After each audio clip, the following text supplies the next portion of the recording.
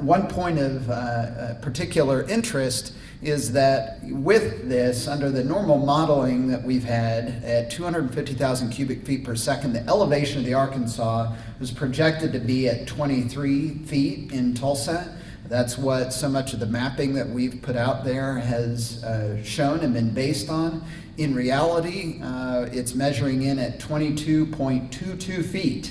And that's important. Now, 9 inches doesn't sound like a whole big difference, but when you're talking about every inch mattering in elevation of the river as far as its impact from a flooding standpoint, that's a tremendous benefit. And we believe that that is a result of the heavy outflows being released from Keystone Dam over several days now, having scoured the sandy bottom of the river channel, creating that extra storage capacity within the river channel itself.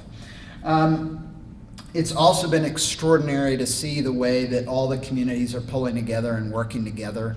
Just yesterday, the city of Tulsa crews spent all day filling sandbags, filled 6,000 sandbags. 3,000 of those are now at the Mabee Center at Oral Roberts University. For anybody that needs sandbags, you can go by and pick them up. But we've also delivered 1,500 sandbags to our neighbors in Sand Springs and another 1,500 to our neighbors in Jinx, so that if they need them, they can utilize them as well. We had minimal evacuations overnight. We had our first responders out in the field throughout the Arkansas River corridor. In Tulsa, though, we had minimal evacuations overnight, which is good news. The Emergency Operations Center will remain open for the duration of this, even though we believe the river is pretty much, as long as we stay at 250,000 cubic feet per second, the river is at the elevation that it should remain at for the duration of this release rate. But there are pressure being applied to the levees that they haven't felt since 1986.